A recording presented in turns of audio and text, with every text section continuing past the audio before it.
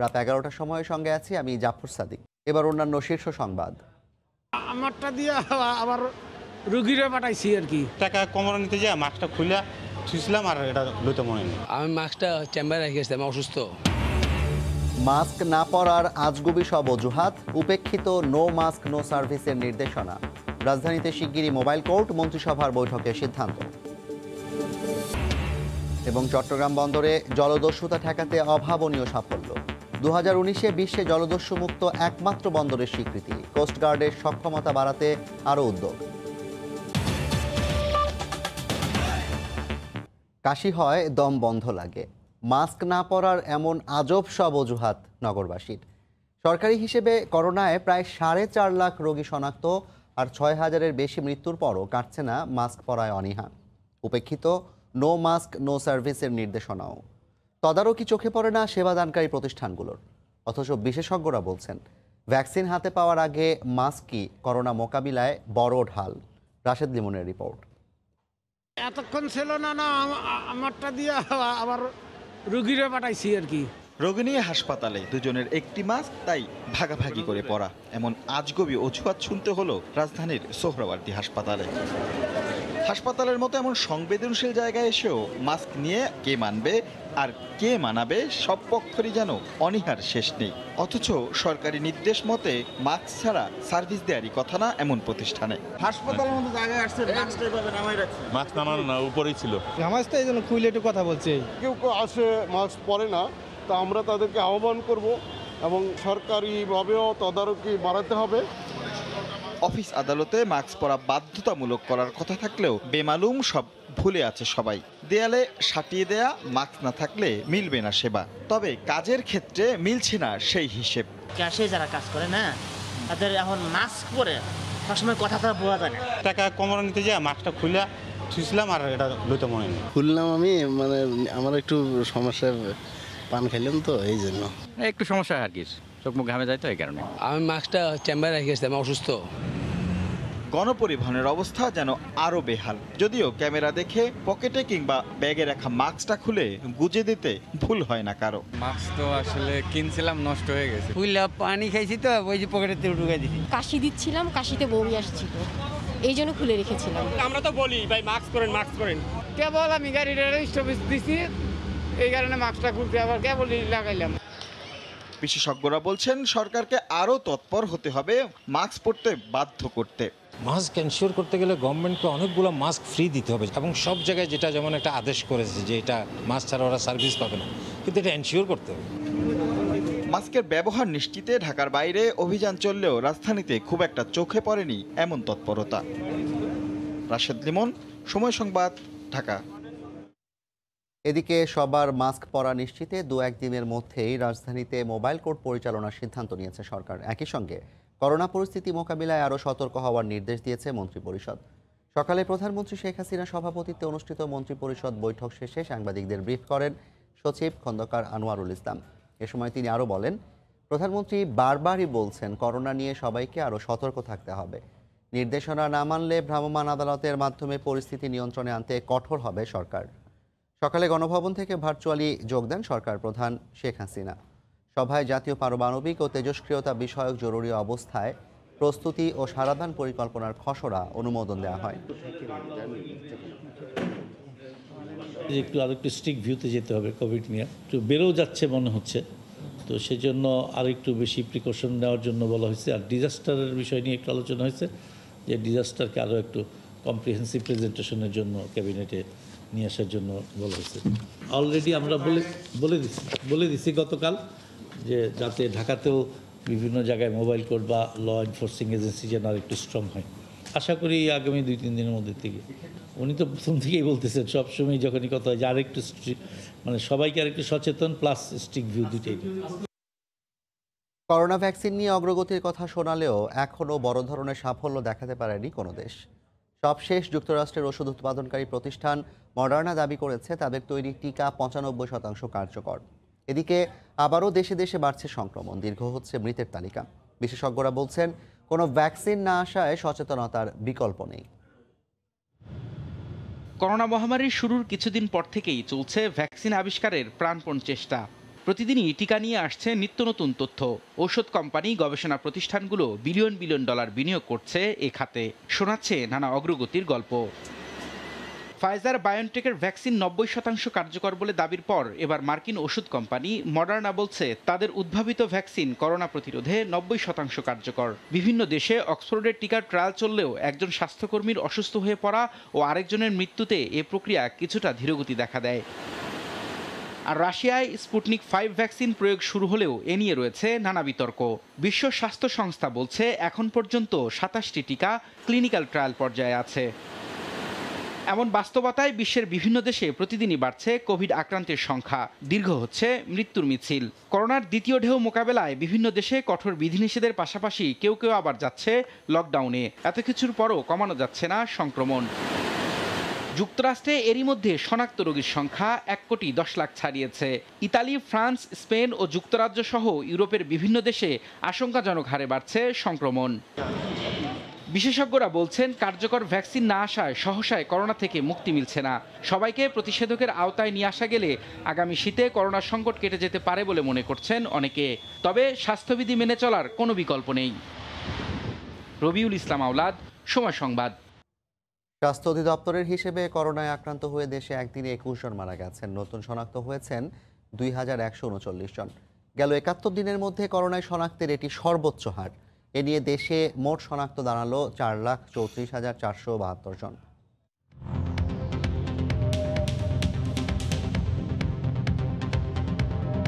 দেশে একদিনে নমুনা পরীক্ষা করা হয়েছে 15,768 জনের। এ পর্যন্ত মোট নমুনা পরীক্ষা করা হয়েছে 25,56,962 জনের। 24 ঘন্টায় নতুন শনাক্ত হয়েছেন 2,139 জন। এ নিয়ে দেশে মোট শনাক্তের সংখ্যা 4,34,472 জন। 24 ঘন্টায় মারা গেছেন 21 জন। এ পর্যন্ত করোনায় আক্রান্ত হয়ে মারা গেলেন 6,215 জন। করোনা থেকে 24 ঘন্টায় সুস্থ হয়েছেন 1,604 জন। এ পর্যন্ত সুস্থ হয়েছেন 3,51,146 জন।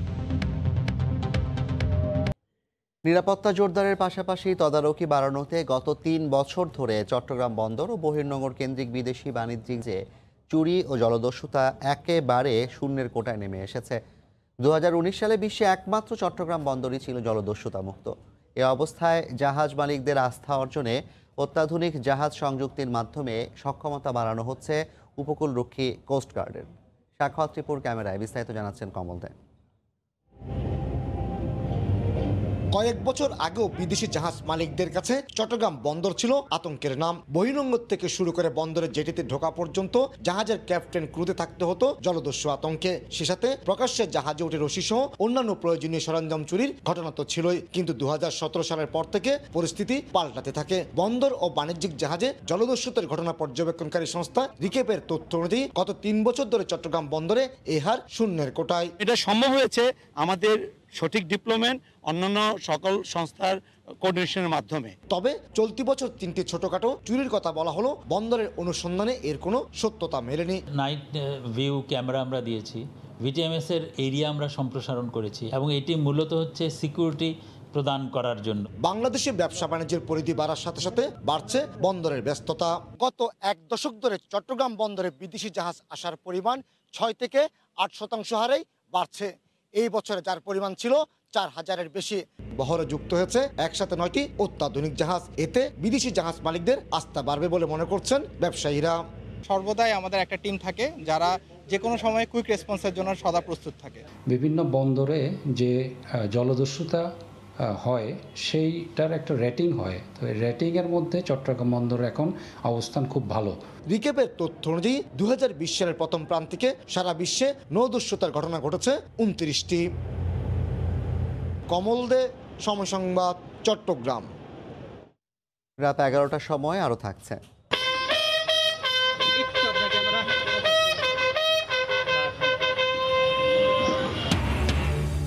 মুক্তিযুদ্ধের বীর সেনানীর চিরবিদায়। আগরতলা ষড়যন্ত্র মামলার আসামি অবসরপ্রাপ্ত কর্নেল শওকত আলীকে সর্বস্তরের শ্রদ্ধা। জয় বাংলা ইউথ অ্যাওয়ার্ড 2020 বিজয়ীদের নাম মঙ্গলবার এক ভার্চুয়াল অনুষ্ঠানে ঘোষণা করবেন প্রধানমন্ত্রীর তথ্য ও প্রযুক্তি বিষয়ক উপদেষ্টা সজীব ওয়াজেদ। দেশ গঠনে এগিয়ে আসা তরুণদের জন্য সর্বোচ্চ এই সম্মাননা প্রদান শুরু হবে রাত 8টায়। Centre for research and information CRI এর তরুণদের সংগঠন ইয়াং বাংলা 2014 সালে আত্মপ্রকাশের পর থেকেই মুক্তিযুদ্ধের ঐতিহাসিক স্লোগান জয় বাংলার নামে চালু করে জয় বাংলা ইউথ অ্যাওয়ার্ড। 2015 সাল থেকে 2018 সাল পর্যন্ত তরুণদের 130 সংগঠনকে নিজ সমাজের প্রতি গুরুত্বপূর্ণ দায়িত্ব পালনের জন্য প্রদান করা হয় জয় বাংলা ইউথ অ্যাওয়ার্ড। তাদের মধ্যে অনেকেই পরবর্তীতে আন্তর্জাতিক বিভিন্ন সংগঠন থেকে তাদের কাজের জন্য স্বীকৃতি অর্জন করেন।